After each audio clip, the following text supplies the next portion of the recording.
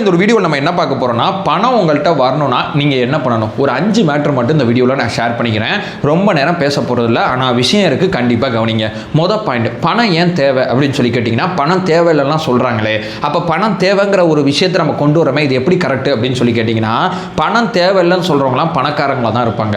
பணம் தேவையில்லைங்கிறத நீங்கள் தான் முடிவு பண்ணணும். உங்களுக்கு உங்கள் வாழ்க்கையில் நீங்கள் எந்த இடத்துல இருக்கீங்க, நீங்கள் ஒரு நடுத்தர வர்க்கத்தை சேர்ந்தவங்களா இருக்கீங்களா, இல்லை ரொம்ப கஷ்டப்படுற குடும்பத்தில் இருக்கீங்களா, இல்லை பணக்கார குடும்பத்தில் இருக்கீங்களான்னு சொல்லி நீங்கள் எங்கே இருக்கீங்களோ அதை பொறுத்து தான் உங்களுக்கு பணம் தேவையில்லை அப்படிங்கிறது இருக்குது.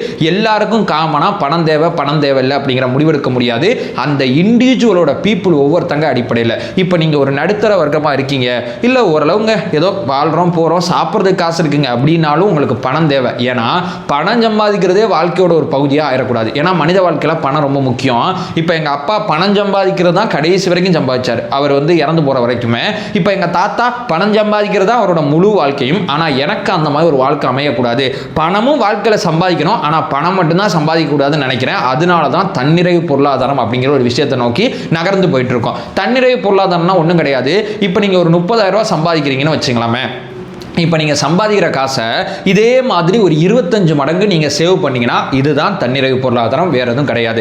இப்போ நீங்கள் தன்னிறைவு பொருளாதாரம் அடைஞ்சிட்டீங்க, அடையலைன்னா இப்போ நீங்கள் சம்பாதிக்கிற காசை மாதிரியே 25 மடங்கு நீங்கள் காசு வச்சுருக்கீங்கன்னா, நான் சொல்கிறது வருஷக்கணக்கு, வருஷத்துக்கு ஒரு 30,000 ரூபா போட்டால் ஒரு தொகை வரும்ல, அந்த தொகை மாதிரியே 25 மடங்கு உங்கள்கிட்ட காசு இருந்தால் நீங்கள் தன்னிறைவு பொருளாதாரம் அடைஞ்சிருக்கீங்க. இல்லைனா இல்லை, நீங்கள் பணம் சம்பாதிச்சு தான் ஆகணும், இல்லைனா ரொம்ப கஷ்டப்படுவீங்க அப்படிங்கிறத நான் இங்கே ஷேர் பண்ணிக்கிறேன். நம்பர் 1. நம்பர் 2, பணம் சம்பாதிக்க தான் நினைக்கிறேன், இப்போ நான் வேலைக்கு போனால் அதை செய்ய முடியுமா, இல்லை சொந்தமாக தொழில் பண்ணால் அதை செய்ய முடியுமா, 2 பிரிவாக பிரிச்சுங்க. வேலைக்கு போகிற பீப்புளை பற்றி பார்க்கலாமா. இப்போ வேலைக்கு போய் பணம் சம்பாதிக்கலாம், தப்பு கிடையாது. ஆனால் நீங்கள் தன்னிறைவு பொருளாதாரம் அப்படிங்கிற பாயிண்டில் இருந்தீங்கன்னா கோடிகளில் டேர்ன் ஓவர் ஆகிற கம்பெனியில் மட்டும்தான் நீங்கள் வேலை செய்யணும். அப்போ தான் உங்களுக்கு லட்சங்களில் சம்பளம் கிடைக்கும், இல்லைனா கிடைக்காது. ஏன்னா 30,000 ரூபா வச்சு நீங்கள் அதை வருஷ கணக்கு பண்ணி அதை என்னைக்கு அந்த டேர்ன் ஓவரை நோக்கி நீங்கள் நகருவீங்க. நீங்கள் மிக வேகமாக லட்சங்களில் சம்பாதிக்கிற ஒரு கம்பெனியில் உயர் பதவியை நோக்கி நகர்ந்தீங்கன்னா உங்களால் இந்த தன்னிறைவு பொருளாதாரம் அப்படிங்கிற அந்த விளையாட்டை ரொம்ப தீவிரமாக விளையாட முடியும், இல்லைனா கஷ்டப்படுவீங்க.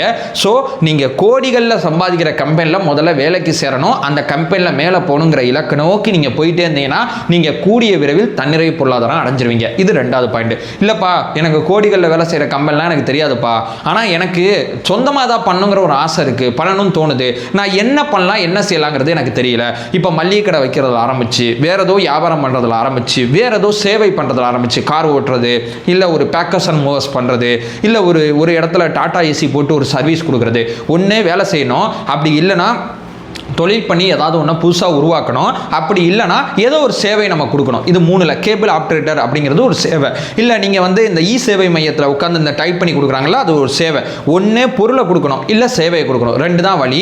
இப்போ நீங்கள் எவ்வளோ தூரம் நீங்கள் பெரிய பணக்காராகணும்னு ஆசைப்பட்டீங்கன்னா எவ்வளவு மக்களுக்கும் உங்கள் சேவை போகுது, எவ்வளவு மக்களுக்கும் உங்கள் பொருள் தேவைப்படுது, இது 2 பாயிண்ட் தான். இப்போ ஒரு மளிகை கடைக்காரர் வச்சிருந்தாருன்னா அவரோட கடை அந்த 100 குடும்பத்தை நோக்கி மட்டுமே இருக்கும். அவரோட லாபம் நட்டம் அத்தனையுமே அந்த 100 குடும்பத்தோட முடிஞ்சு போயிடும். அதே நேரத்தில் ஒரு பெரிய சூப்பர் மார்க்கெட் ஒன்று ஆரம்பிச்சார்னா ஒரு 1000 குடும்பங்கள் அந்த ஏரியாவில் இருக்கிறவங்க அவர் கடையில் பர்ச்சேஸ் பண்ணுவாங்க. இல்லைங்க இதே மாதிரி நான் ஒரு 10 சூப்பர் மார்க்கெட்டு 10 ஊரில் ஆரம்பிக்கிறேன்னா அப்போ அந்த 10 ஊரில் 1000 குடும்பங்கள் அப்படிங்கிற கணக்கில் 10,000 குடும்பத்தோட லாப நட்டம் அவர்கிட்ட வரும். ஸோ நீங்கள் எவ்வளவு பெருசாக போகிறீங்களோ அவ்வளோ தூரம் லாபம். இதை சின்னதாக ஆரம்பித்து பெருசாக ஆரம்பிக்கிறவங்களை ஆரம்பித்து இப்போ சின்னதாக ஒரு கிஃப்ட் தயார் பண்ணுவாங்க, அமேசான் மாதிரி ஒரு பிளாட்ஃபார்மில் வந்து விற்பாங்க, அது லட்சக்கணக்கான பேரை போய் சேரும். ஸோ இவங்க வீட்டில் சின்னமாக தான் பண்ணுவாங்க, விற்கிற பிளாட்ஃபார்ம் ரொம்ப பெருசு, அதனால ரீச் பெருசாக இருக்கும். இந்த மாதிரி நீங்கள் எவ்வளவு தூரம் மக்களை ரீச் பண்ணுறீங்களோ அவ்வளோ தூரம் உங்களுக்கு லாபம். ஏன் விஜய் அண்ணா படத்துக்கு இவ்வளோ பெரிய சம்பளம் அவருக்கு தராங்க, அவர் அவ்வளோ பேரை திரையரங்க நோக்கி கூப்பிட்டு வராரு, தன்னுடைய படத்தை பார்க்க வைக்கிறதுக்கு 100 ரூபா பர்ச்சேஸ் பண்ண வைக்கிறார், அதனால தான் அவருக்கு இவ்வளோ சம்பளம், இல்லைனா அவருக்கு இந்த சம்பளம் கிடையாது. இதே மாதிரி தான் எவ்வளவு பேரை ரீச் பண்ணுறீங்களோ அவ்வளோ தூரம் நீங்கள் பெரிய ஆளாகலாம், இல்லைனா பெரிய ஆளாக முடியாது. இது என்னுடைய 3வது பாயிண்ட். இப்போ 4வது, எனக்கு இங்கே தான்ப்பா புரியல, எந்த தொழிலை ஆரம்பிக்கிறது என்ன செய்யறது அப்படிங்கிறது தான் புரியல அப்படின்னு சொல்லி கேட்டிங்கன்னா 2 விஷயம் இருக்குங்க. நீங்கள் அப்டேட் ஆகிற தொழிலில் இருக்கீங்களா, இல்லை டெம்பரரியாக எப்போதும் இருக்கிற தொழிலில் இருக்கீங்களா அப்படிங்கிறது ரொம்ப முக்கியமானது. இப்போ உப்பு தயாரிக்கிறது அப்படிங்கிறது எல்லாருக்கும் தேவைப்படுற தொழில், எண்ணெய் எல்லாருக்கும் தேவைப்படுற தொழில், அதுக்கப்புறம் பார்த்தீங்கன்னா ஒரு மளிகை கடை வைக்கிறது எல்லாருக்கும் தேவைப்படுற மாதிரி ஒரு தொழில், இல்லை ஒரு பஞ்சர் கடை நடத்துறது எல்லாருக்கும் தேவைப்படுற மாதிரி தொழில். இந்த மாதிரி தொழில் பண்ணுறது ஆல்ரெடி இருக்கிறத நான் செய்கிறேன்பா, என் ஊரில் என் இடத்துல நான் செய்கிறேன்னா போட்டி கண்டிப்பாக வரும், அதில் மாற்றுக்கிறது கிடையாது. இல்லை நான் புதுசாக ஏதோ ஒன்று செய்யணும்னு நினைக்கிறேன் அப்படின்னு நீங்கள் யோசிச்சிங்கன்னா உங்கள் லாபம் இந்த பழசாக செய்கிறாங்கல்ல அவங்கள உங்களோட பிரதானமாக இருக்கும். ஏன் தெரியுமா? நேத்திய உலகத்தோட நீச்சில தான் இன்னைக்கு நம்ம வாழ்கிறோம். ஆனால் நேத்திய உலகத்தில் வாழல. நீங்கள் அடுத்ததாக இங்கே என்ன தேவை இருக்குது, என்ன வாண்டர் இருக்குங்கிறத நீங்கள் புதுசாக கொண்டு வந்தீங்கன்னா உங்கள் லாபம் பிரதானமாக இருக்கும். அதாவது வெளிநாட்டில் ஒன்று நடக்கும், அதுக்கப்புறம் வட இந்தியாவில் அது நடக்கும், அதுக்கப்புறம் தமிழ்நாட்டில் நடக்கும். இது பேட்டர்னாகவே நடக்கும். நீங்கள் நல்லா கவனித்து பார்த்தீங்கன்னா இங்கே ஒன்று புதுசாக வர்றதுக்கு முன்னாடி அது அந்த பக்கம் பார்த்தீங்கன்னா வட இந்தியா சைடு அது வந்திருக்கும். அது வட இந்தியாவுக்கு வர்றதுக்கு முன்னாடி வெளிநாட்டில் அமெரிக்கா, சைனா மாதிரி ஏதோ ஒரு நாட்டில் அது வந்திருக்கும். ஸோ அங்கேருந்து இங்கே வந்து இங்கே தான் வரும். நீங்கள் இப்போ நம்ம தமிழ்நாட்டுக்கு என்ன தேவை இருக்குது, ஏதோ ஒன்று புதுசாக தேவை இருக்குது, இல்லை பெரிய பிரச்சனை வரப்போகுது, அதை நம்ம சார்ட் அவுட் பண்ணுவோம். இப்போ ஒன்றும் இல்லைங்க, கேஸ் தட்டுப்பாடுன்னு அப்படின்னு வரும்போது டக்குன்னு அந்த மின்சார வாகனங்களாக இருக்கட்டும், ரொம்ப முக்கியமாக பார்த்தீங்கன்னா அந்த அடுப்பெல்லாம் இருக்கட்டும், பெரிய டிமாண்ட் ஆயிடுச்சு.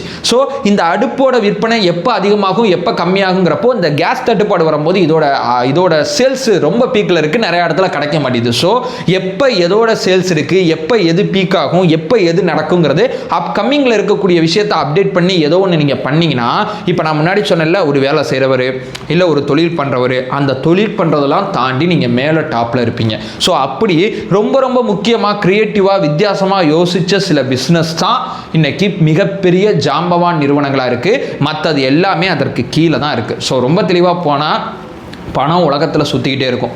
உங்கள்கிட்ட வரணும்னா நீங்கள் தான் ஏதாவது செய்யணும். அது சும்மாலாம் உங்கள்கிட்ட வராது. இது ஒரு கசப்பான உண்மை தான், ஆனால் இதுதான் உண்மை. இதை நான் சொல்லிக்கிறேன். ரொம்ப முக்கியமாக எல்லாத்தையுமே நான் அடிக்கிருப்பேன். பணம் யாருக்கு தேவை, தேவையில்லை. யார் தொழில் பண்ணலாம், யார் வேலைக்கு போகலாம், இது ரெண்டாவது பாயிண்ட். தொழில் பண்ணலான்னா எந்த மாதிரி தொழில் பண்ணலாம், இந்த மாதிரி தொழில் பண்ணலாமா இல்லை புதுசாக ஏதாவது பண்ணலாமா.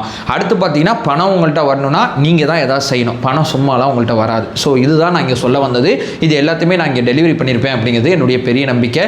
அதை சொல்லிட்டு இந்த வீடியோ நான் என் பண்ணிக்கிறேன். இந்த மாதிரி என்னுடைய தனிப்பட்ட சில சிந்தனை போக்குகள், நான் படிக்கிற சில கதைகள், நான் படிக்கிற சில வாழ்க்கை தத்துவங்கள் அத்தனையுமே இந்த சேனலில் ஷேர் பண்ணிகிட்டு இருக்கேன். ஒரு சுய முன்னேற்ற சேனலாக அந்த சேனல் ரொம்ப நல்லாவே போயிட்டுருக்கு. உங்களுக்கு இது தேவைப்பட்டுச்சு, இது உங்களுக்கு பயன்படும் நினச்சிங்கன்னா அந்த சேனலை சப்ஸ்கிரைப் பண்ணி தொடர்ந்து சப்போர்ட் பண்ணுங்கள். அதை சொல்லிட்டு இந்த வீடியோ நான் என் பண்ணிக்கிறேன். நம்மளோட ஒரே நோக்கம் அறியாமை அகற்ற வேண்டும், அறியாமை அகற்றப்பட வேண்டும். Thank you so much.